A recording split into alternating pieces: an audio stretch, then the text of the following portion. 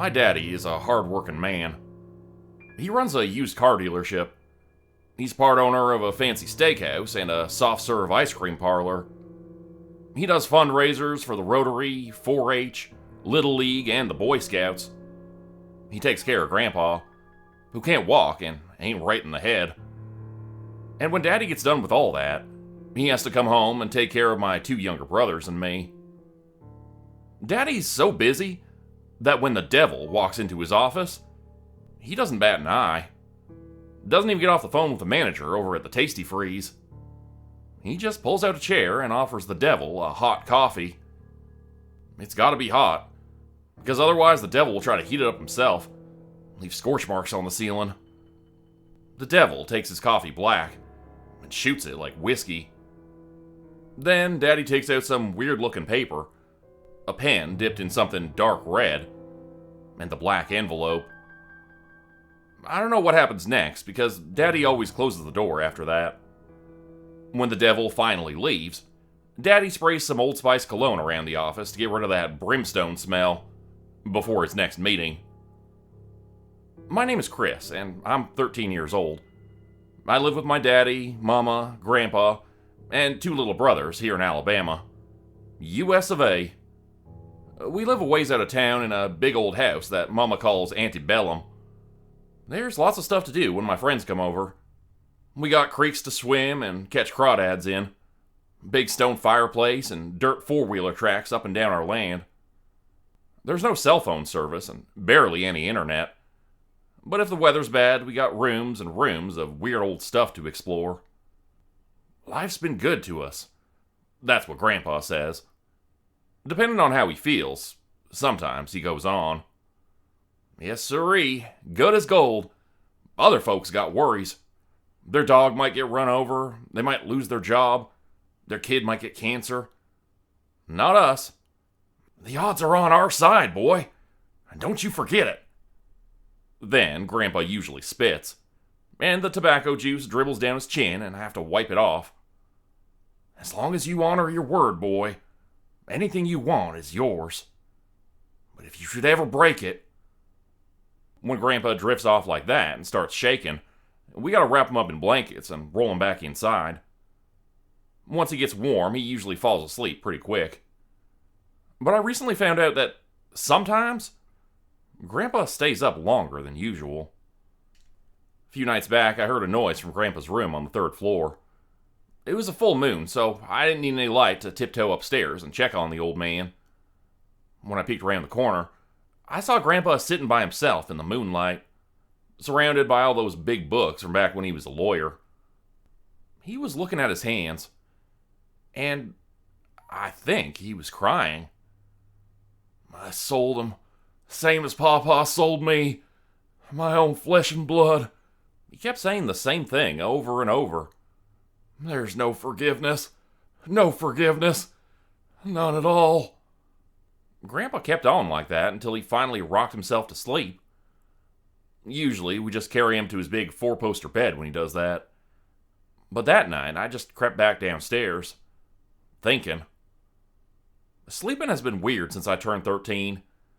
Sometimes I wake up all sore, like I spent all night running laps around the football field. And sometimes I get these long scratches or black gunk under my fingernails. Seeing Grandpa freaking out at night like that, not remembering what happened in the morning, got me worried. So I set up my webcam to find out just what it is that I do at night.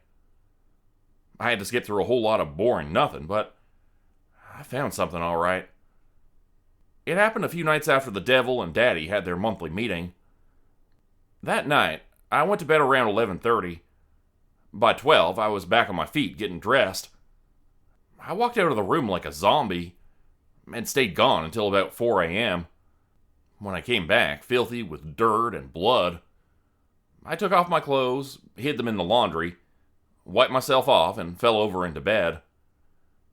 I don't remember any of that, but I do remember what was trending online the next day. This liberal preacher from our town, the one who was always in the news about fighting corruption and helping the poor, got himself disappeared. The reporter lady said that they suspected foul play, which I guess means the guy was murdered. Hell of a coincidence. If it was a coincidence. Now I had to know what was in Daddy's black envelopes. Problem was, I had no idea when the devil was going to drop by Daddy's office. There were a couple signs I could watch out for, though. Daddy's car lot is usually full of people. When it empties out real quick, that's one sign. When the wind picks up out of nowhere and dark clouds blow in, that's another. But the biggest one is honking car horns. The devil drives a brand new black BMW with tinted windows, and he drives it one of two ways. Fast as hell with no turn signal, or 13 miles below the speed limit in the fast lane. He parks diagonal across two handicap spots in front of Daddy's office, and lets the door slam on his way in. Daddy's secretary knows that she better be sitting down when the devil visits, or she'll get smacked on the booty when he walks by. I wonder if other folks, like Daddy's secretary, see the devil how we do. Maybe to them he just looks like an ordinary guy. No horns or red skin or hooves or anything. We all know that only the grown men of the family, like Daddy or Grandpa, are allowed to talk to the devil. My little brother Kyle said hey to him once, back when he was too young to know any better, and his mouth got stuck shut for the rest of the day. It made me wonder what the consequences of spying on the devil might be. Even so, I wasn't about to let the mystery go unsolved. I hung around the car lot all summer long, looking for a way to listen in on Daddy's meeting. Daddy's office is basically just a room in a trailer with a big old wooden desk and some filing cabinets, so there was nowhere to hide, and I couldn't see anything peeking through the AC vent. Turns out, I had the solution right in front of me all along. Daddy never liked technology much, but he had to use a PC for work, and his desk was always covered with old cables, scanners, and printers, credit card readers, and other electronic junk. I figured he wouldn't notice my little webcam inside of all the mess. Question was, would the devil? I guess the devil is as busy as Daddy, because he didn't even look up at my little setup beside Daddy's computer when he walked in to do his business. As soon as I saw the devil pulling up, I hoofed it to the back of the car lot, where I watched the stream on my phone. This is what I saw on the funny-looking paper. I, blank, patriarch of the family blank, hereby consign the use of my firstborn until the next full moon, per our long-standing agreement. It wasn't hard to figure out that the contract, or whatever it was talking about me. And Daddy had just signed it like it was a check at a restaurant. So that was it. My family hadn't gotten so far in life by being talented or hard-working. No. We'd done it by getting used like puppets. I wanted to puke. I felt even more sick when Daddy stood up to get the envelope and knocked the camera wonky, so it was aimed up at the devil. The devil smirked and silently shook his finger at me. He knew. And I guess he reckoned it didn't matter what I saw, because there was nothing I could do about it. But I was going to prove him wrong, no matter what it took. Daddy says that folks who can, do, and folks who can't, teach. If the folks who work in my school were so smart, he reckons, they would have started businesses like him. But when I found out I had to break a deal with the devil, the first words that popped into my head were from my school librarian. The whole world is at your fingertips, if you know where to look. And that's why I snuck out of the house Sunday morning. It was easy enough with my folks asleep and everything covered in fog. I figured the first place I'd look was the local Baptist church. It's just an old warehouse painted white with a cross on the top, but Father Ted knows his Bible cover to cover. It was chilly when I left home, but I was covered in sweat and red dust by the time I pulled up to the after-church barbecue on my four-wheeler. There's no way hell is any hotter than Alabama in the summer. It's probably less humid, too. I wanted to get Father Ted alone, but the big man with the flat-top haircut and thick glasses had more grannies than flies around him. In the end, I had to ambush him on his way back from the toilet. I may be only 13, but I'm not dumb enough to walk up to an adult and say, "Hey, my daddy lets the devil possess me once a month in exchange for good luck. What should I do?" I just couldn't get a straight answer out of the guy, though. When I told him my daddy was messing around with black magic, he said I needed to honor my father and mother and pray about my overactive imagination. Real helpful. The local library wasn't much better, but it had air conditioning at least.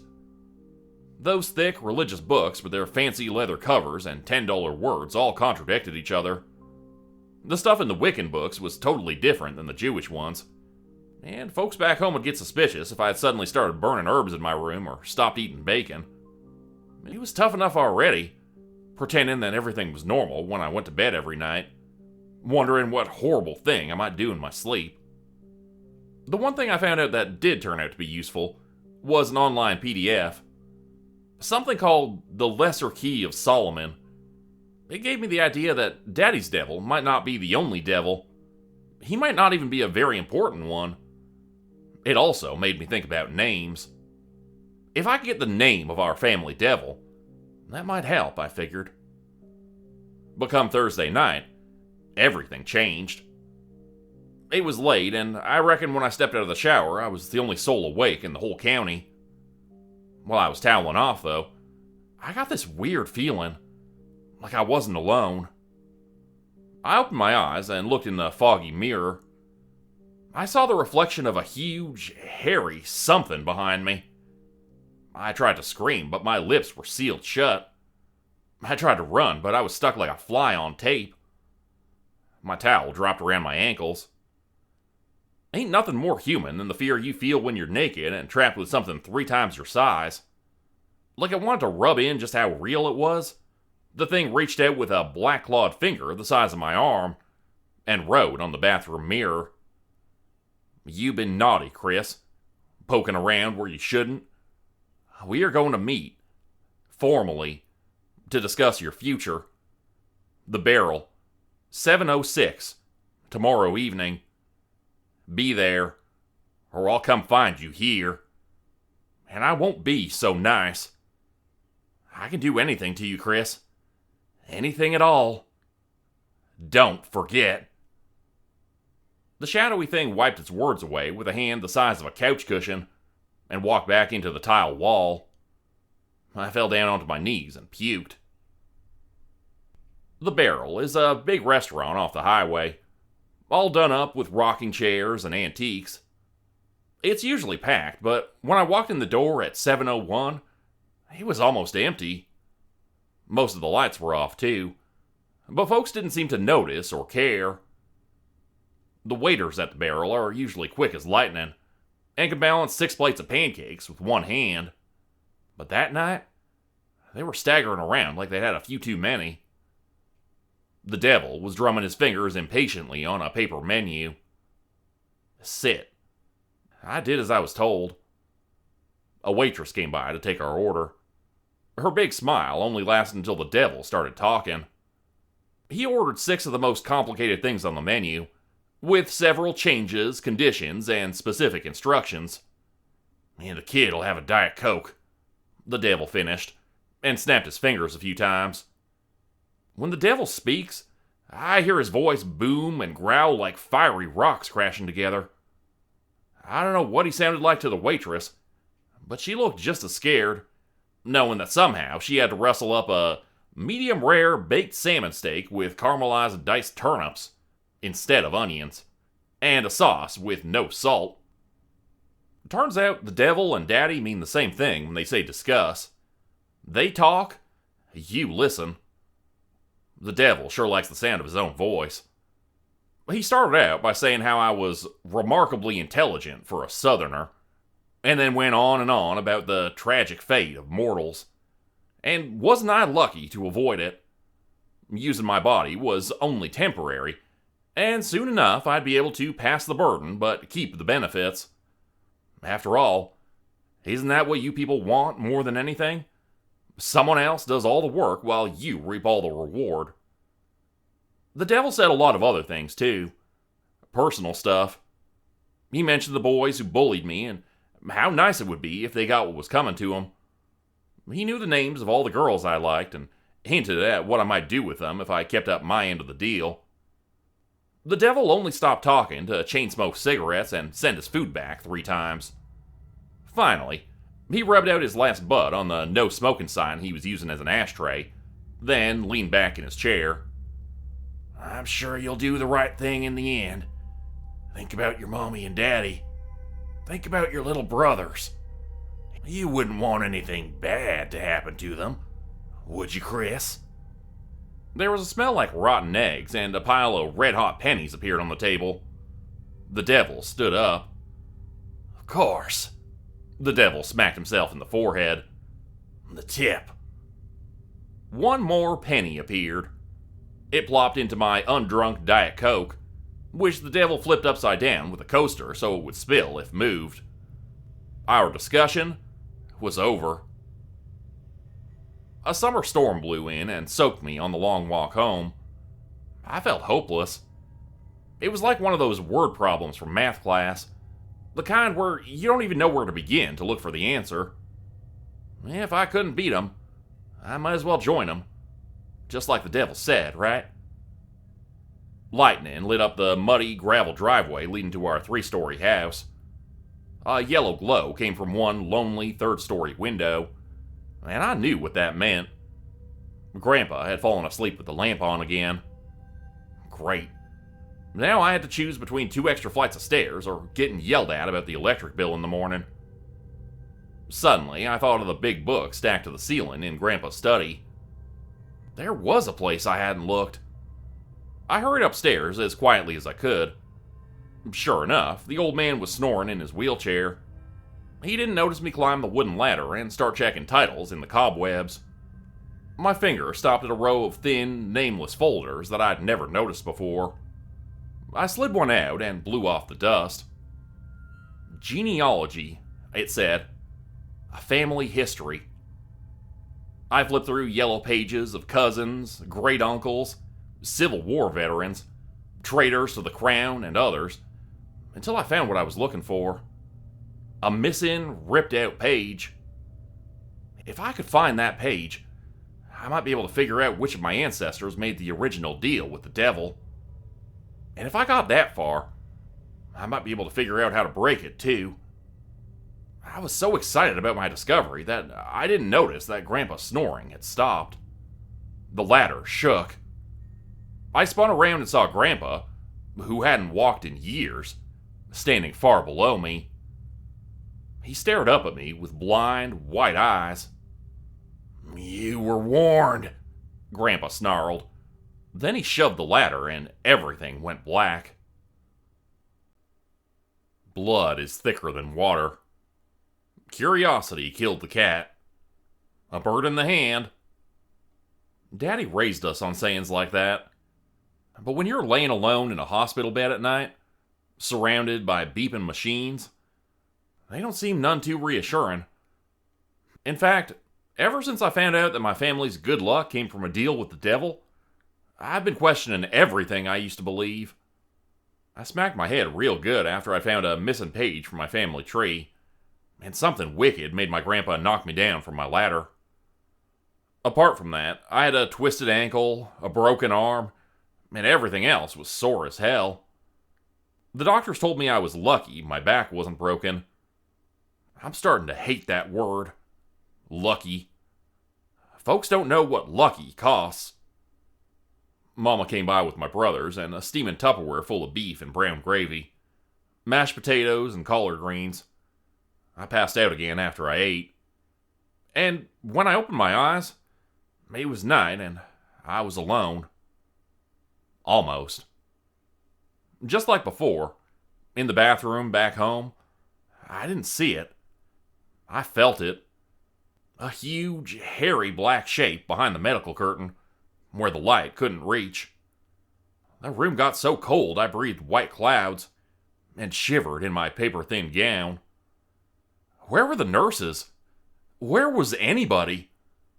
I rustled around for a help button or something, but I stopped moving when I saw what was on the silent TV screen. The subtitled local news reporter up there had been like my guardian angel ever since I'd woken up. It was comforting to watch her talking about whatever she was talking about, like all was right in the world. With her light brown hair and button nose, she wasn't too bad to look at either. But her eyes suddenly glazed over, and she raised one long, polished fingernail and used it to cut into her forehead. "Look," the bleeding letters read. She stood up on her chair, opened her blouse, and used that bloody fingernail to carve an arrow in her chest. It pointed down to the subtitles below. This woman is Emily Fancher. She investigates racism in schools and toxic ingredients in foods. She snoops around, just like you. She is bad for business. Tonight, you are going to kill her. On the screen, Emily Fancher's eyes rolled back into her head, and something foamy dribbled out of her mouth. She lifted her hands in the air like she was worshiping something while she bled, and the subtitles rolled on. You will get up from your hospital bed. You will go to her home on a hill a few miles from here. You will walk through the woods. You will feel all the pain from your damaged limbs, but you will not be able to stop. You will cut her brake lines. You will come back to the hospital. Your dreams will be full of agony. When you wake, she will be dead. You will remember everything you did. This is your punishment, Chris. Your first punishment. Do not defy me again. Emily was yanking her hair out of her scalp and bashing her face into the news desk. I could see white bone behind the gory mess where her face used to be. Then static pulsed across the screen, and the regular program was back. Emily Fancher, reporting on how the district was sending black and Hispanic kids to the worst schools on purpose. The awful shape behind the curtain was gone. I cried, and I'm man enough to admit it. But when the tears stopped, I cleaned myself up and got to thinking. Couldn't I change my fate? If I didn't fall asleep, maybe the devil couldn't take me over. But I'd been pumped full of pills specifically to make me sleep. I thought about how Daddy always had a cup of coffee in his hand. Rummaging in the sheets, I finally found a big red button that could kick off my plan. "Everything all right in here?" the tired-looking nurse asked. "Yeah, could you bring me a cup of coffee?" I did my best to make my eyes look big and pathetic, but the nurse wasn't impressed. He'd seen it all before. "I can't offer caffeine after hours, buddy. Sorry." "Please," I begged. I held my hands out and turned my wrist, so the nurse could see the last name on my wristband. "My daddy's gonna come by, and I want to be awake to see him. If not, he'll get really mad." I'd seen that "I don't get paid enough for this" look in the man's eyes before, among a lot of Daddy's employees. He sighed, checked my medical chart, and in a few minutes came back with a styrofoam cup and coffee. Could you just leave the pot?" I asked. 5 cups in, my fingers twitched while I dialed the local news station on my cell phone. The operator wanted to know if I wanted to report an accident or weather event. I asked to speak with Emily Fancher. Emily just got off the air. She's headed home now. And, our anchors don't take calls. Sorry about that. And, how old are you?" She was blocking me. I decided to play my last card. I held the phone close to the beeping machines and gave my voice a little tremble. "I'm only 13. I'm in the hospital. They won't tell me how long I've got, but I remembered something about that preacher a while back. I think I know what happened to him, but I only want to talk to Emily. She's the only one I trust. See, I watch her on TV while I lay here in the hospital, and... Hold, please." 5 minutes later, Emily Fancher was on her way. When I asked how she was going to get in after visiting hours, she told me she'd helped one of the overnight laundry workers win an unemployment case at her old job, and that they'd let her in through the back. I was impressed. My bed was practically vertical, the AC was on full blast, and I was slapping myself in the face when Emily walked in the door. She was twice as fine in real life, but it was hard not to see those horrible images on the TV when I looked at her. I kept my eyes on the floor and chugged my 8th cup of coffee. I told Emily that I knew what happened to the missing preacher and who was involved. For just one little favor, I'd tell her everything. Do you have any idea how many laws you're asking me to break here? You seriously expect me to sneak a minor out of a hospital without release papers? Well, I mean, not just that. I also need you to trespass onto private property and help me dig up a body. I gave her a big, heartwarming smile. Emily's car was a mess. For a woman with an iron pantsuit, a stiff ponytail, and a slim figure, she sure had a lot of fast food wrappers all over the floor. The little pine tree air freshener didn't do much against the dusty, greasy smell. You don't believe me, do you? I asked Emily as she helped me into the passenger seat, folded up my wheelchair. No, I don't, Emily sighed. But I think there's an even better story hiding under what you're telling me. A kid doesn't make the kind of very specific requests you've made tonight, unless there's something going on behind it.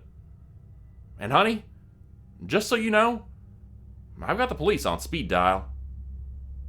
I suddenly imagined what might happen if I nodded off. The devil could use me to grab Emily's steering wheel and run us off the road. I shuddered. If I got taken over, I wasn't sure the police would do us much good. So far, I'd been able to keep myself awake, but I wasn't sure how much longer I could keep it up. You're just a kid. I must be out of my mind, Emily said to no one in particular.